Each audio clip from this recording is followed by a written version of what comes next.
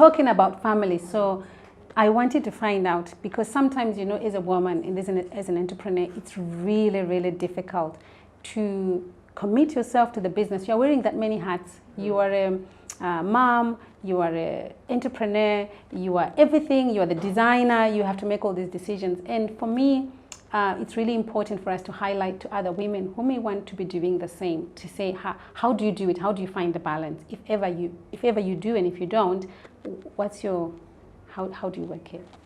So I'm lucky to have a very supportive, I have a good support system. So there are people who are always willing to jump in if I need a babysitter, if I need them to stay a couple of nights and watch my son. There are people who are always willing to help me.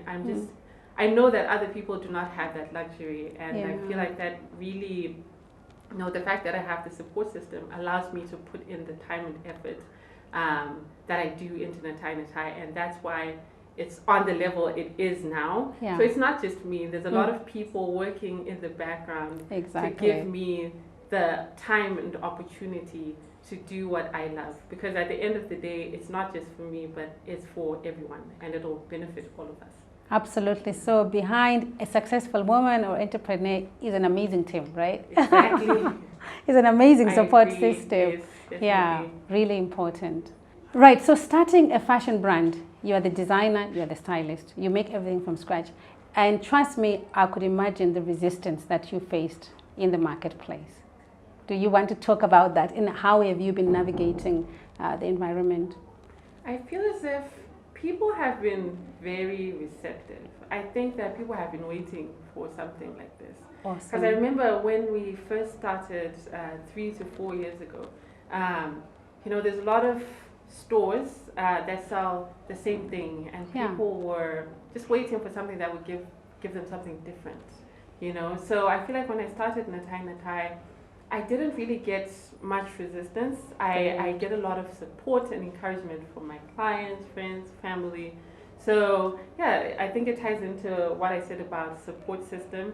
So it flows to the clients as well. They're always sending me these encouraging messages, and I'm just like, wow, I'm so lucky to have people that, you know, that love to encourage me, even on days when I don't feel like, you know, because being an entrepreneur is very hard. Yeah. There are days when it's so difficult to show up, but then you know that there's so many people rooting for you. Yeah, so definitely I haven't felt any resistance, just encouragement and support. So really the message is for somebody who wants to start, right? Because it's very easy to ride on preconceived ideas, guys. That's why I wanted to bring this point, because a lot of people will say, oh, I'm going to start this, and in Zimbabwe, and things are hard, and it's like this, and it's like, you've got all these excuses here that you never get to start, and only to realize that when you start, you're actually doing all right, right? There's actually somebody who needs this. So if you're listening on the show and you've been having an idea and you've been sitting on it, you need to jump on it, because there is somebody out there waiting for whatever you have, right? You have this thing and somebody wants it until you do it. Exactly. So is your story. And you never know until you try. Yeah. You know, if it just stays in your mind, you won't know. So just do it and show up every day, and then you'll start to see results. Yeah, and when you look back, what would you say have been your biggest challenge, and what would you say would have been your biggest win? I think one of the biggest challenges that I'm still experiencing right now has been trying to be more accessible to people outside of Zimbabwe. Right. I know that there are people interested in my products that are beyond our borders, but shipping costs are just ridiculously expensive. So that's something I'm still trying to figure out, like how do I work my way around this. So still working on that. Hopefully something happens soon. And then my win, I feel like just, you know, the support that I'm getting. Wow. You know, the clients that I get that are willing to spend the money that they spend on my clothes. Sometimes I'm just like, this is incredible. Wow. Like I you know, people love my products so much, and for me that is a win. And it encourages me to keep on giving them, you know, more pieces that they'll love and appreciate. And I think that sometimes maybe we are putting this show, right, this interview, this talk, this is going to put it out to the world, and you never know who's going to come. But I think that the world is a global marketplace now, and there are people who are out there who needs exactly what you have. It's just figuring the how.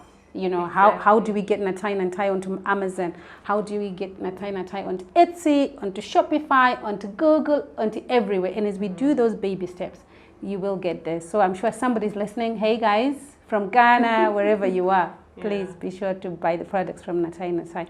And I think that on the point of looking at our wins, sometimes it's very easy for us not to appreciate the little that everybody else is putting. And I think you are amazing because you're working from a place of gratitude all the time. And I think that gratitude just flows into everything that we're doing. So that's an amazing outlook to life that you have. Thank you.